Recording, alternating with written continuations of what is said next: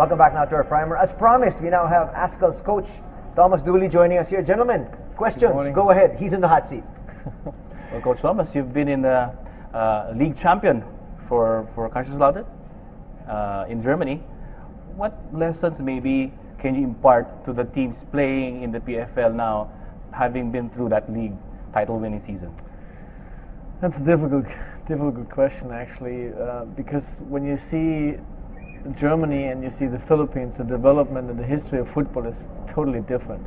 I mean, in Germany that's why they are the best in the world too, because everything is organized, everything is 100% right.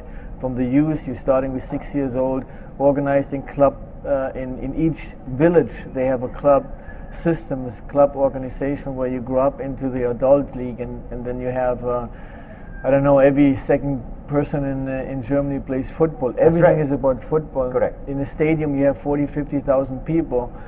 If you play bad, you have to deal with the critics in the media, on TV, or in the newspaper. So all those things are so important for your development to get under pressure in the game when it counts. Right. So and I think this here with the Philippines, we did the next huge step, like you explained before, coming from little league in Manila to a national league where the people have to travel. You don't play in front of friends and family anymore. You play now in front of 10,000 in Bacolod, or maybe 8,000 in Cebu. And everybody wanting your head. Yeah, and it's a little bit more for the players. It's more exciting to play, but also hopefully that they feel a little bit of pressure. I have to perform well, because otherwise I make those people unhappy. So that's kind of an experience that we went through that time when we won the championship. A year before, we actually almost relegated in the third division, in the second division, first time ever. Nobody wants to be a part of it. And we stayed in the league with 1 point. And a year later, we won a championship and run it always from the beginning to the end in the first place. So you could see in the first year when everybody is crying after you losing the game and how desperate they are.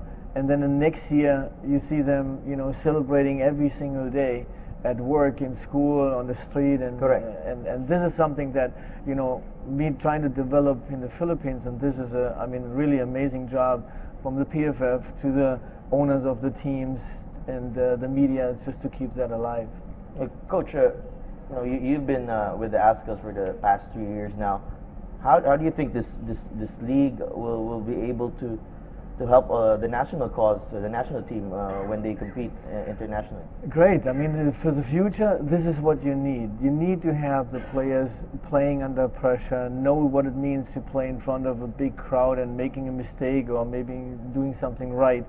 It takes time, obviously, but you always have to look outside the border, like teams like in countries like Thailand. Why are they so good? And because of the development in the clubs, in the professional leagues, they're coming back a little bit more with knowledge of football to the national team, and it's great. If it's great for us right now, I don't think so. So we have to struggle this maybe for a year or 2 years, because now you see the schedule that we have with the with the league. They're starting in May. That's almost half of a year is gone, and then they want to finish in November.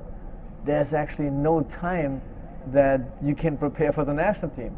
So they might get this, this great experience with the league, but then you mentioned before too, they're getting tired. They have maybe midweek games.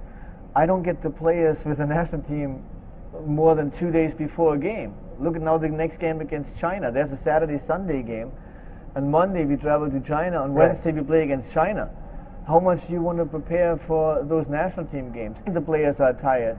So this is something for us. At the moment, for the national team hurts, but for the future, it's the best thing that could happen.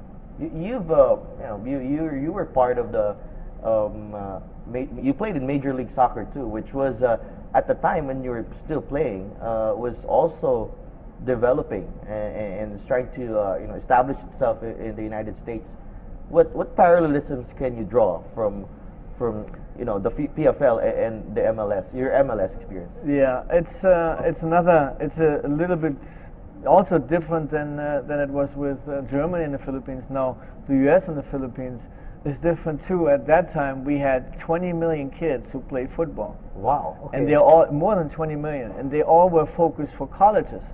because getting a free scholarship when you be a good football player. And so that's why the women and the boys, the guys played football and be focused for it. But after college, you have nothing to look for. There's no professional league. So now here we have a professional league. Now we have to create 20 million kids who are desperate looking up to want to play in that league and want to be a part of it.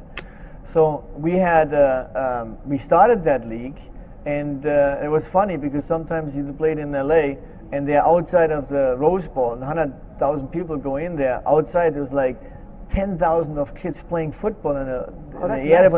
It was nice. But then when the game started, they went home. Okay. So they are not, because they are not focused for the professional league. You know, now here we're trying to be, you know, everybody be focused for that league. That's a big difference. And then later on, we had also struggle when the league started, that the ownership of the team. We had one time we had only 8 teams, and owned by two owners. What happened is that they came and they don't want that the league fails. So because some other sponsors dropped out, so they said, okay, we keep that alive.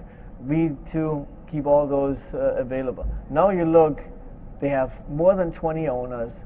They have maybe 8 or 9 private people who would like to own a team, lining up for the future. So it's just, you have to go through a certain time. And this year, obviously, not everything will be right. Maybe next year, not everything will be right. But we have to, like you mentioned before, we have to see that this gonna takes, you know, 5, 6, 10 years, and then I think that we have a new sport, #1 sport in this country. Everything's got to start from somewhere, right, gentlemen? And we can look back at this conversation 10 years from now and say, hey, we were there the first day. Yeah, and you look at the picture, you say, look how it looked 10 years ago. Yeah, and we'll show. I think everyone has seen your picture with the mustache and while playing in Germany. So it's just the same, Coach. Yeah, I know. Well, actually, we're all I'd like excited for it. To ask Coach Dooley, I mean, a question I'd really like to ask you personally is, from a player's and a coach's perspective, how is it to train and prepare for a home and away a league type format? Because I don't think many players here are, shall we say, had experience with that kind of format, because usually play in the same venue week in, week out. Now you've got to travel long distances, and as a player and as a coach, what is the preparation needed to be able to perform well in this kind of format? I mean, it's not, for me, it's very difficult to say, because I never was in a situation that I have always played in one field and played there. Prepare. No, we prepare, but we prepare like you normally prepare for any game. So I have a game in Cebu, so I have to fly to Cebu, so I'm excited to play in a different stadium. And even if they have Cebu or Bacolod, there's 15,000 people watching it, and they are against me because I play in Callao and Stallion or whatever, and I have to go there. I like it as a player. That's actually pushed me a little bit more over my edge, and when I'm getting tired, no, I'm getting another 10 because I want to win there. I want to tie it again. So it's more the excitement to go to play in a different venue, and it takes maybe the player 1 or 2, 3 games in different stadiums before they really say, okay, I don't have home games, I have to play over there. But it's exciting. I don't want to play always in the same stadium. I don't want to train always in the same place. And it's when I retired, and I played 20 years, I could be sick of everything, but I missed it so much. Traveling, I missed it to go to different stadiums, missing to go that the people, you know, throwing stuff at us and yelling at us, and prepare in front of those people. It's just very exciting. I think that in 5 years or 6 years, players who are looking back say, oh my gosh, this is amazing. I cannot believe that we stood for years on one place, playing in the same venue, all that stuff. This is football. This is what everybody's looking for. He's obviously coming from a different mindset, because there was already a structure in the tournaments he joined, so there was always that home and away format wherein, like what Ryan was saying and Sadelf was alluding to a while ago, is, you know, what the mindset for our players here now have really got to change, because that's not something that they've been used to doing. Well, and it's a challenge for them as well, that you know, they can't take their fitness for granted now. Also, you know, they get to play in front of big crowds who are really going to get into their heads, especially with how rabid the fans are in down south and up north as well. And you know what, when you go to a place, for example, like Davao and Ilocos, the new guys, and you expect to get the full 3 points because obviously they're the new guys. I don't think it's that easy. I mean, I'm sure you've traveled as well from let's say from one place to another, and the jet lag or maybe the travel takes a toll on you, and you feel it's a quote unquote easy team to beat, and then that overconfidence gets you in the end. Exactly. Before we let Coach go, final questions for him, gentlemen. Well, Coach, just your your expectations for the league, and probably prediction for who's gonna take the That's a hot seat there. Yeah, That's a hot seat right there. Yeah, I mean, one thing is, I just hope that everybody works together. We had in the MLS, to keep that alive, we also had some, the teams, they had to work together. It was a little bit different because the league was from, let's say, PFF is a part of the league. They can place player left and right because they want to keep everybody competitive. I think what we should really should focus on that we can keep in the next couple of years like the level of the competition the same. So that will be always like Ceres and Global. They always will be maybe the best teams in the league, like it is in Germany, Dortmund and Bayern. But there should be not that, you're getting in a situation that, teams like new teams coming in, like Wigan and Davao, would get beat up 14-15-0, and then they lose against Global, and then they lose against Kaya, and then it happens 2 years ago that the club was saying, or the owner said, that doesn't make sense for me. Players don't make kind of good money. So I don't want to get beat up every time. And then sometimes you saw in Rizal that they showed up with 8 players or 9 players. That would be bad.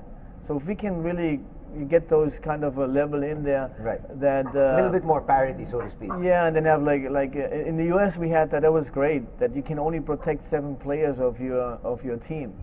And the rest of the players, your new teams coming in. If we would like to have a team also, because you're playing 15,000 in Bacolod, maybe 12,000 in Cebu, 6 and 8 here and there. So we say, this is great, live on TV, sponsorship is coming in, exciting. So we want to have a team too.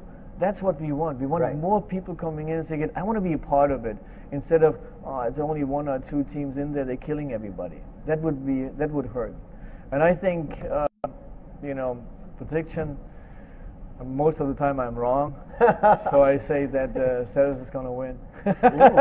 So that means Global is going to win again. Okay, Coach, I think some of the players will have something to say about that. And some of those players are going to be joining us here.